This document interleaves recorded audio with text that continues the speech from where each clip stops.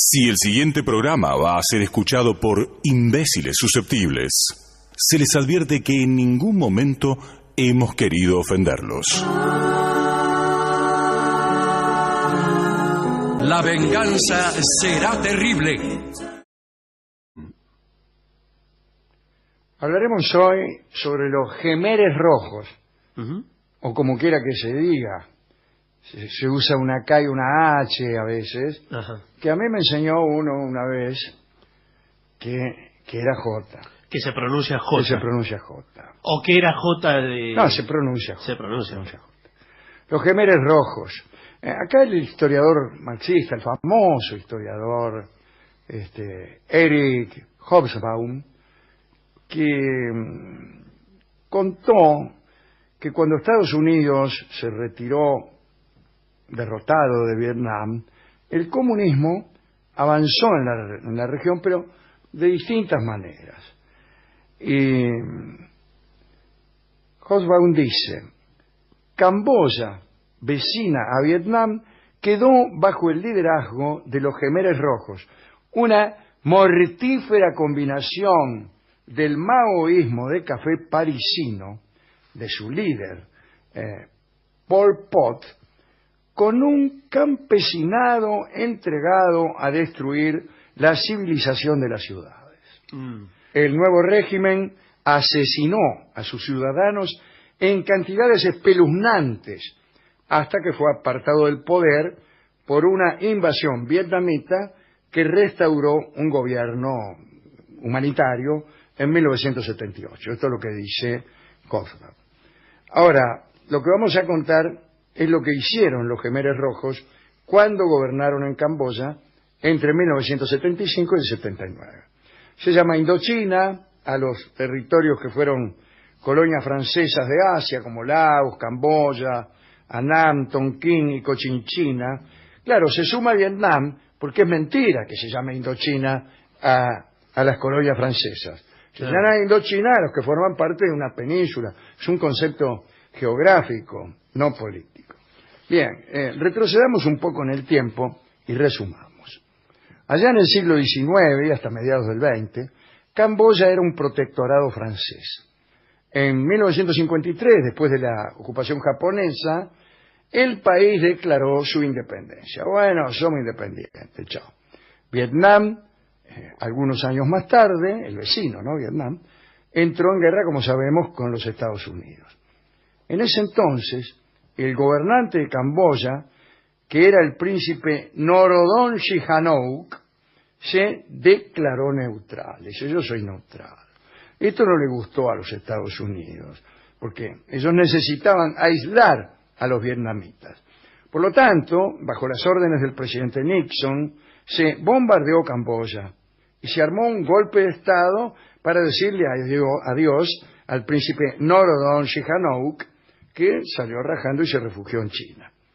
Los bombardeos sobre el norte de Camboya comenzaron en marzo de 1969 y fueron auspiciados por Henry Kissinger.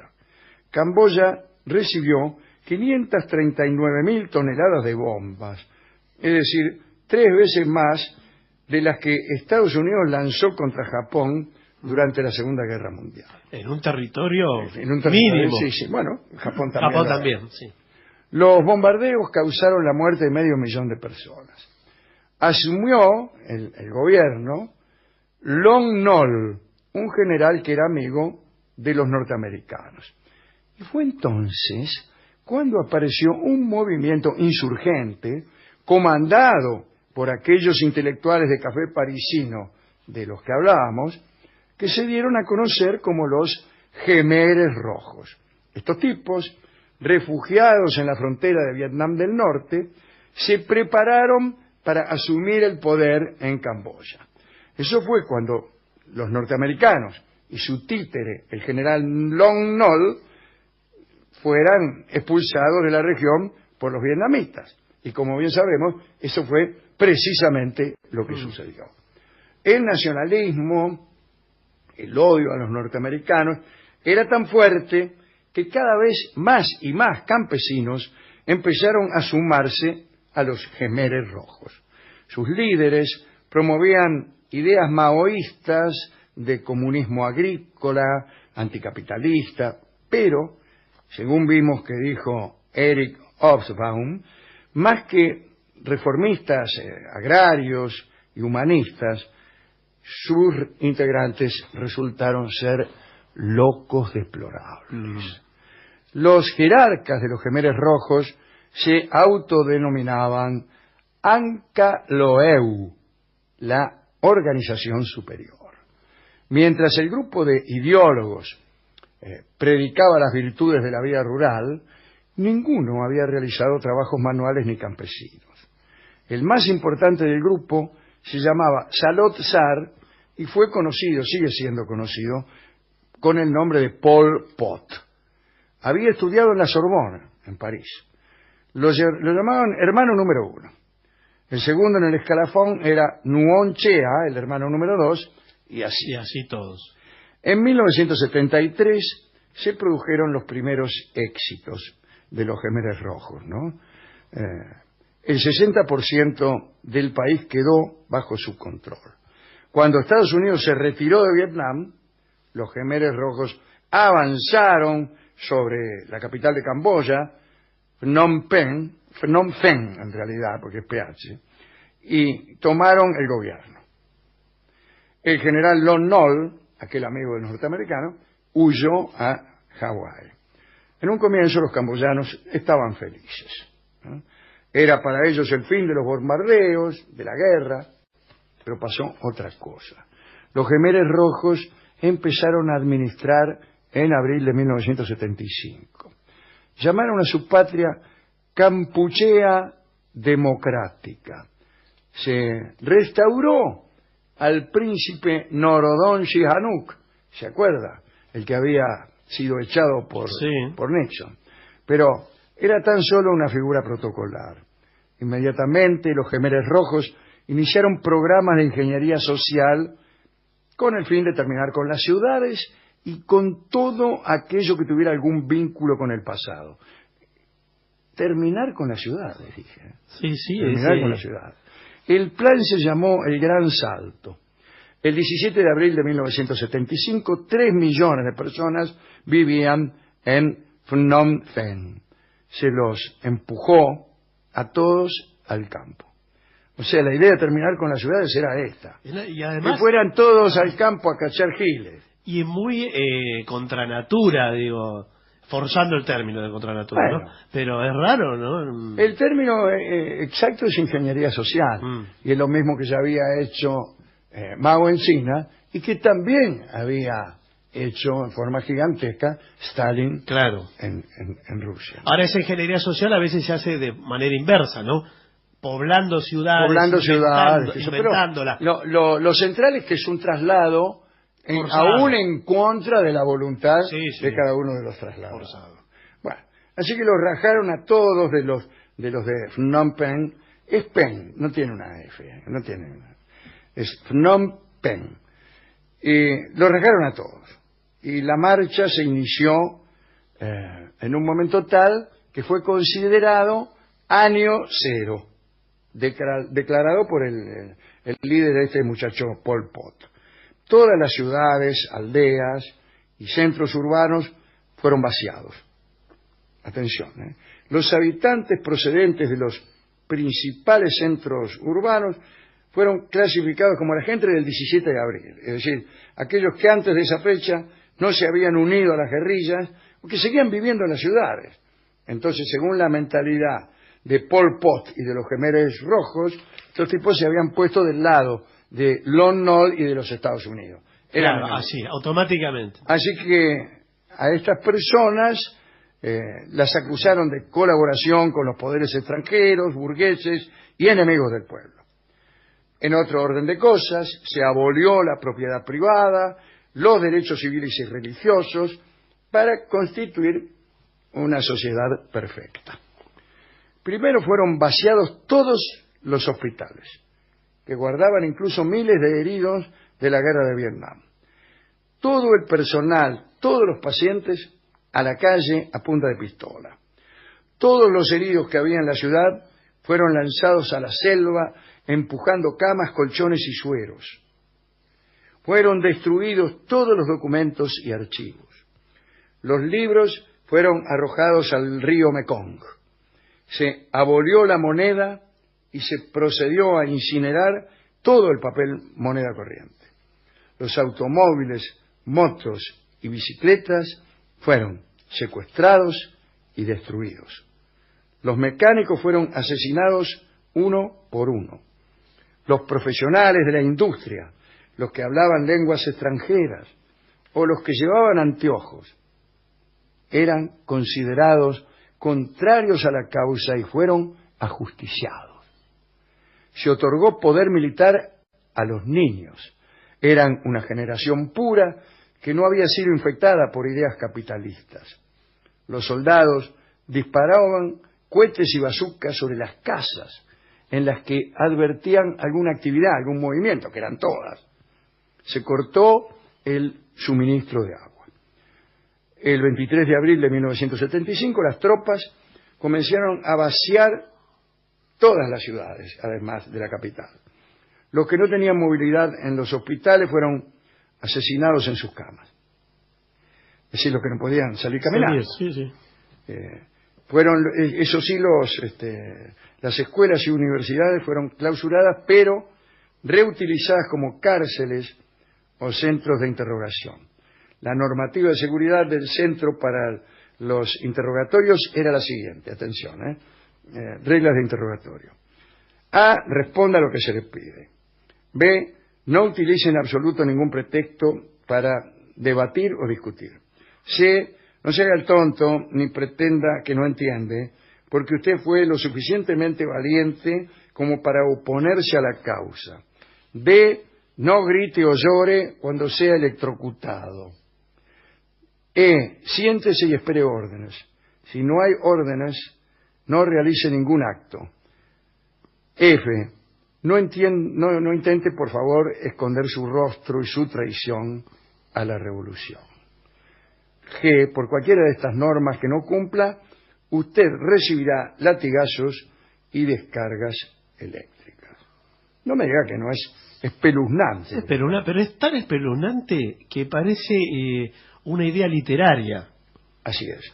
Parece novelesco. Es espeluznante y no muy conocido. No. Ya terminamos.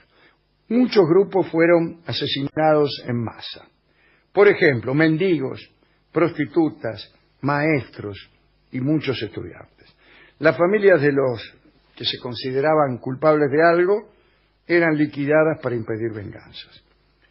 3,5 millones de personas de las ciudades y 500.000 de las aldeas habían sido dispersadas por el campo y puestas a trabajar para construir nuevas aldeas.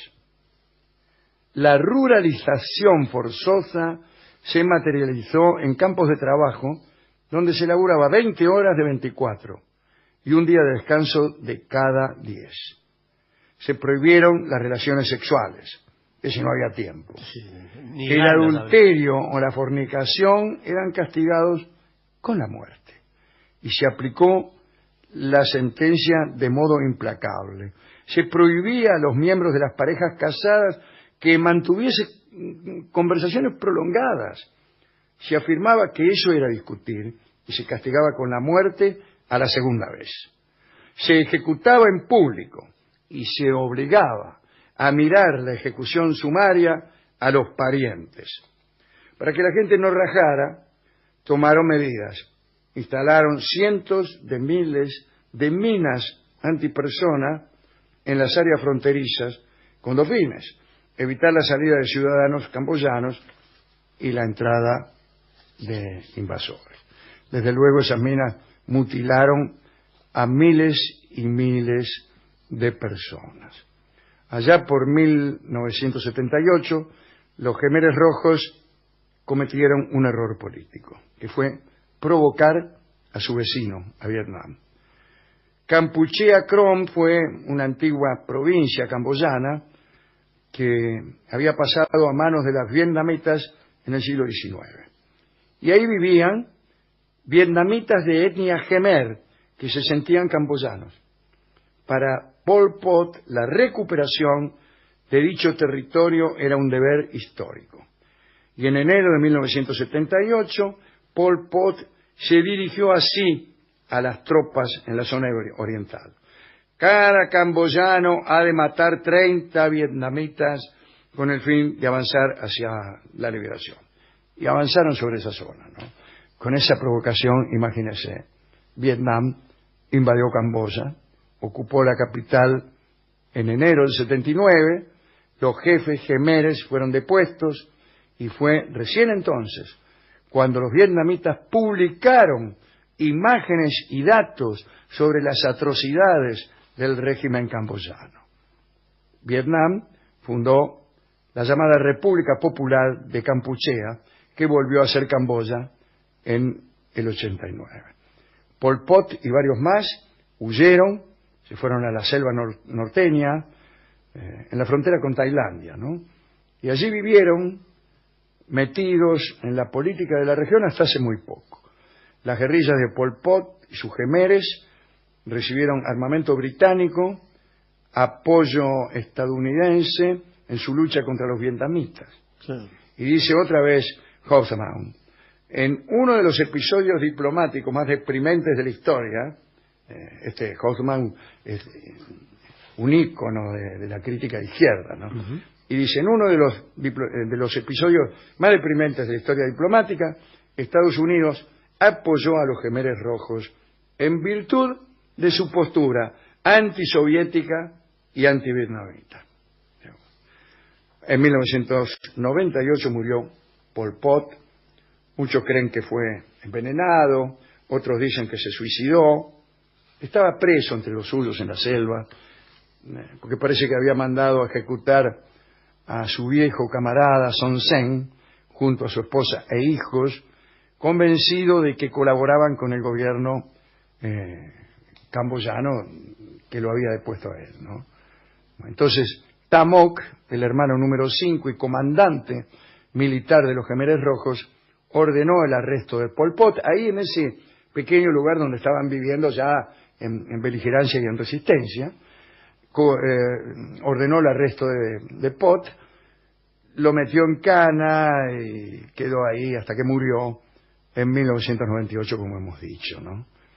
En apenas 4 años, entre el 75 y el 79, 2 millones de camboyanos murieron, casi un tercio de la población del país, y el mayor genocidio en escala de la historia, desde luego. Muy impresionante, sí.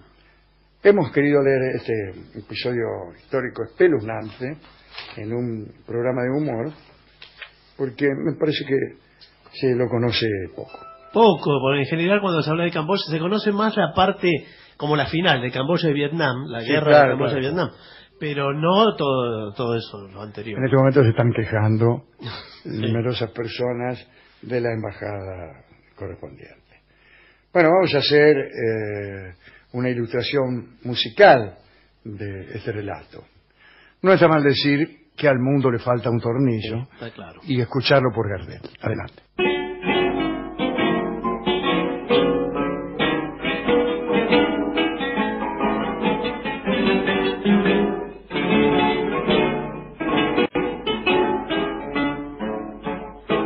Todo el mundo está en la estopa, sin llamarme y sin garupa, aerogénico y cortar. Se acabaron los robots y hasta yo quedaba a gusto, 8 kilos de bajar. Hoy la guita anda de asalto y el puchero está tan alto que hay que usar el trampolín. Si habrá crisis, bronca y hambre, que el que compra 10 de fiambre, hoy se morfa hasta el violín. Hoy se vive de prepo y se duerme apurado, y la chiva hasta Cristo se la han afeitado. Hoy se llevan a empeñar a el amigo más fiel, nadie invita a morfar, todo el mundo en el riel. Al mundo le falta un tornillo, que venga un mecánico. ¿Para qué, don Carlos?